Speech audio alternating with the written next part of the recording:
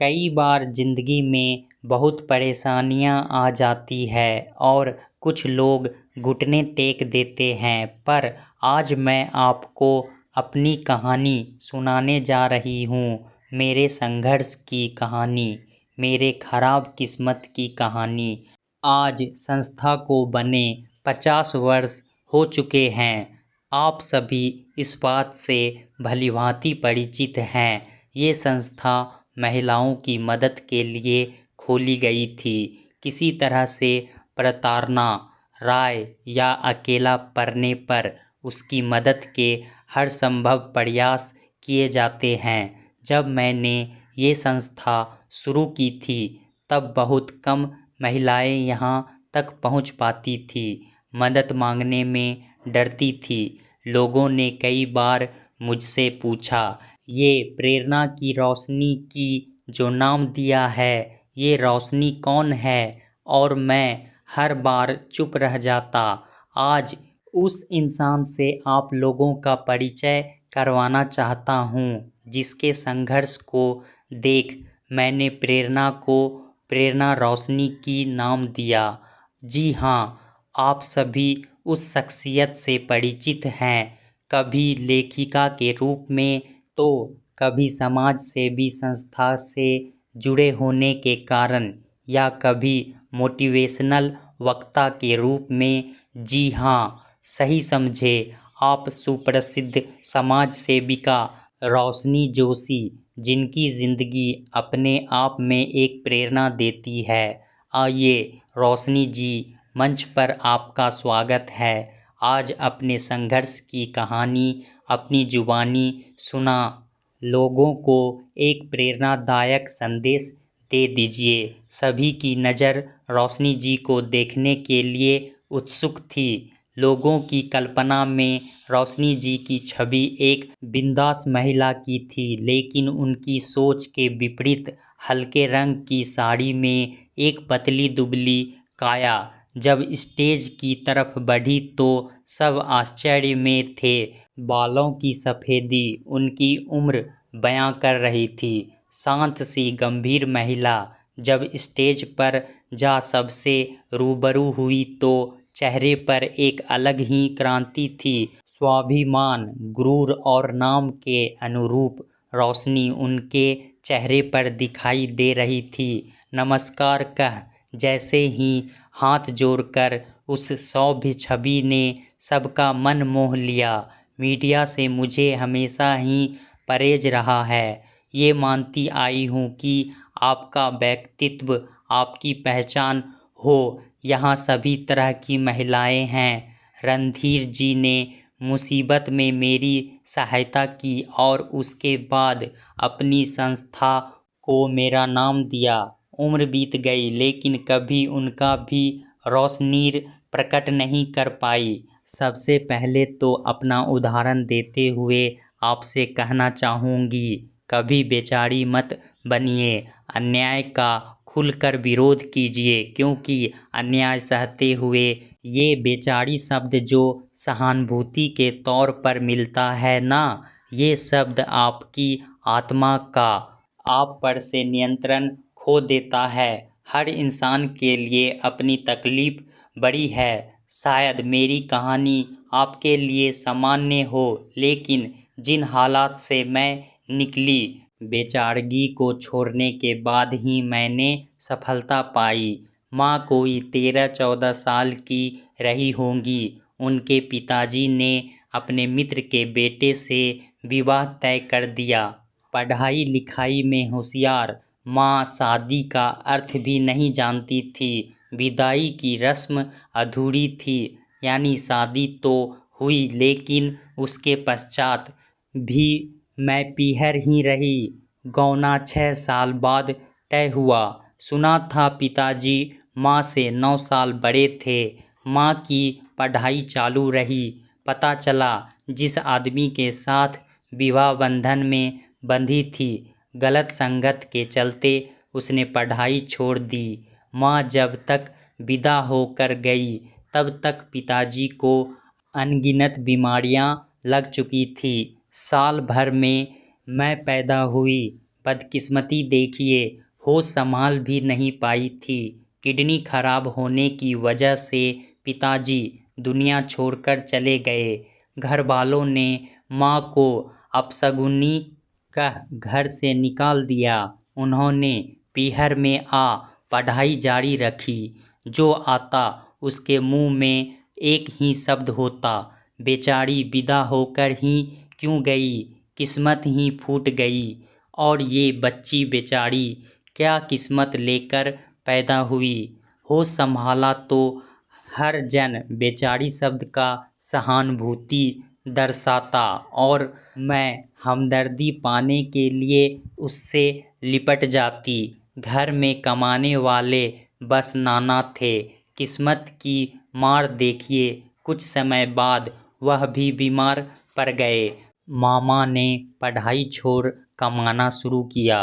आज अचानक माँ के लिए रिश्ता आया। बहुत पैसे वाला परिवार है, 3 बच्चे हैं। नाना नानी दोनों यही चाहते हैं कि माँ हाँ कर दे। लड़का उम्र का थोड़ा ज़्यादा है पर सरकारी नौकरी है, शादीशुदा है। पहली बीवी बीमारी के रहते चल बसी। आगे बढ़ने से पहले माँ से मिलना चाहते हैं। मैं तुम पर कोई दबाव नहीं डाल रहा और शादी करने से पहले तुम्हें सब कुछ सच बताना चाहता हूँ। 3 बच्चे हैं मेरे, बस उन्हीं के लिए माँ चाहिए। लेकिन मेरी एक ही मांग है, तुम अकेली आओगी। हाँ, तुम्हारी बच्ची की पढ़ाई का, खाने पीने का खर्चा मैं आजीवन उठाने को तैयार हूँ। बातें वो यहीं रहे, क्योंकि तुम अपनी बच्ची के साथ रहकर मेरे बच्चों की माँ कभी नहीं बन पाओगी। लेकिन ये तो सरासर अन्याय है, मेरे साथ भी और मेरी मासूम बच्ची के साथ भी। कहते हैं माँ ने तुनक कर उन्हें घर से निकाल दिया था। इस बीच मामा की शादी हो गई और वो अलग चले गए। नाना जी को सदमा लगा, वो कोमा में चले गए। स्थिति ये थी कि कभी कभी घर में खाने को भी नहीं होता था। माँ को जब कोई रास्ता ना सूझा तो वो सुधीर जी के पास गई। मैं आपसे शादी करने को तैयार हूँ, यदि आप मेरी बेटी के साथ मेरे घर का भी खर्चा उठाएंगे। मैं आपको कभी शिकायत का मौका नहीं दूंगी। यही नहीं, आप चाहते थे ना मैं अपनी बेटी से कभी नहीं मिलूं। ऐसा ही होगा। शादी हो गई, माँ एक संपन्न घर में चली गई और नानी के साथ रह गई मैं। रोशनी नहीं नहीं, रोशनी नहीं, बेचारी रोशनी। जब कोई नया मित्र जुड़ता या किसी के घर वाले प्यार से बोलते तो मैं उन्हें अपना सारा किस्सा सुना देती। और जब वो ओहो बेचारी कह सीने से लगाते तो मुझे लगता इतने लोग हैं तो सही मुझे प्यार करने वाले, या कहूँ मुझ बेचारी को प्यार करने वाले। नाना जी चले गए, नानी बीमार थी। जाने से पहले मुझे खुश देखना चाहती थी। मेरी सुंदरता और पढ़ाई के चर्चे दूर दूर तक थे। एक रईस घर के बेटे ने फिदा हो शादी का प्रस्ताव रखा। मुझ बेचारी का जितना उपयोग कर सका था किया। पता चला प्रेम किसी और से करता है और ये बात घर वाले भी जानते हैं। अब तक समझ चुकी थी, हादसे मेरे जीवन का हिस्सा बन चुके हैं। मुझे बेचारगी तक लेकर ही जाएंगे। आज पुलिस थाने से फ़ोन आया, ये आपके पति हैं, एक्सीडेंट में मारे गए। परिवार का एक वही सदस्य मेरा परिचित था। आज उसके जाने के बाद जेठ जेठानी, सास ससुर सब आ गए। पतिदेव जेठ जी से 13 साल छोटे थे। जेठानी सौम्य सी माँ सी शक्ल की, गले लगा बोली, तुम हमारा ही हिस्सा हो। कभी खुद को अकेला मत समझना। सास के मुंह में एक ही बात रहती, बेचारा मेरा बच्चा, ना जाने क्या सोचकर घर बसाया था, लेकिन जिसकी किस्मत ही फूटी थी उसी को क्यों ले आया। आज जेठ जी ने प्यार से सीने से लगाकर कहा, बेचारी इतनी सी उम्र में इतने बड़े हादसे की शिकार हो गई, खुद को कभी अकेला मत समझना। जेठानी जी अक्सर कुछ खोई सी रहती। जब जेठ जी की सच्चाई पता चली तो उनसे घृणा सी होने लगी। मेरी पति की जगह नौकरी लग गई। आज ऑफिस का पहला दिन था। ऑफिस गई तो वहाँ रणधीर जी से मिलना हुआ। सौम्य से व्यक्तित्व के आकर्षक छवि वाले इंसान, मैं जल्द ही उनसे प्रभावित हो। गार्ड लंच टाइम में पियोन ने आकर कहा, एक उम्रदराज महिला पास वाले कॉफ़ी शॉप में आपको बुला रही है। कौन होगी? मैं तो किसी को नहीं जानती, सोचते हुए वहाँ पहुँची तो बेंच पर एक महिला इंतजार कर रही थी। उसने मुझे देख आवाज़ लगाई, आ भूली। पलट कर देखा भी नहीं कि आंसू टप टप गिरने लगे। आ भूली, आज इतने सालों बाद ये प्रेम भरा नाम सुना था जब से माँ गई। आ भूली बेचारी रोशनी हो गई थी, दिल की धड़कन बढ़ गई, गले लग इतना रोई। क्यों कहते हैं माँ मुझे बेचारी, तू है ना। फिर भी माँ ने आंसू पोंछते हुए कहा, सिर्फ आज मिलने आए हुए जमाई जी का पता चला, तुझे ये कहने आई हूँ कि कमज़ोर मत पड़ना। तेरी माँ तो बेचारी थी, अन्याय सहती गई, क्या करती, कोई सहारा ना था, पढ़ी लिखी ना थी ना। पर तुझे तेरी परवरिश शिक्षा सब मिल सके इसलिए खुद की भावनाओं का सौदा कर दिया, तेरे बचपन का भी सौदा किया, सिर्फ तू खड़ी हो सके इसलिए। तेरी जेठानी का फ़ोन आया था, एक बार उससे मिलने आओ, से चली आई तेरे आगे। कोई मजबूरी नहीं है, बस ये बेचारी बन जिस दिन गले लगाने वाले के कंधों को झिड़क देगी, आगे बढ़ जाएगी। आगे से खुद के लिए लड़, खुद के लिए जी, लेकिन स्वाभिमान से, सहारे से नहीं। ये सहारा देने वाले सौदा करते हैं, भावनाओं का सौदा, जज्बातों का सौदा। मैं तो बिक गई तुझे खड़ा करने के लिए, तू कभी अपना सौदा मत करना। माँ कह चली गई।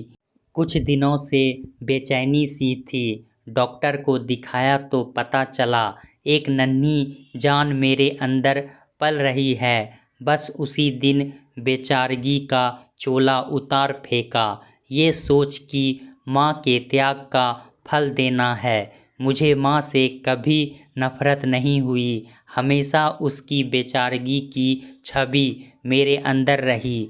मेरा बच्चा कभी बेचारा नहीं बनेगा, वो कोई अन्याय नहीं सहेगा। आज खुददारी से जेठ जी को भी बाहर का रास्ता दिखा दिया, पर अपने पराये में भेद कभी जान ही नहीं पाई।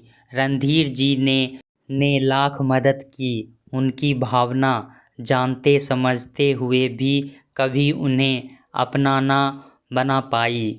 और इस सच्चे इंसान ने अपनी भावना दरकिनार कर हमेशा मेरा साथ दिया। बस फिर क्या था, मेरे कदमों में बस प्रसिद्धि थी और मैं रोशनी आपके सामने अपने ऊपर अत्याचार ना करने दें। जो समय रहते अन्याय के खिलाफ आवाज़ उठाता है, दुनिया उसके कदमों में होती है। बेचारगी का चोला पहन क्षण भर को तो सहानुभूति मिलती है, पर उसके बदले आप अपना ना जाने क्या क्या खो देते हैं।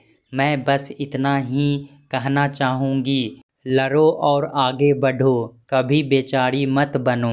दोस्तों, कई बार ज़िंदगी में बहुत कठिन परिस्थिति आ जाती है और लोग हार मान जाते हैं।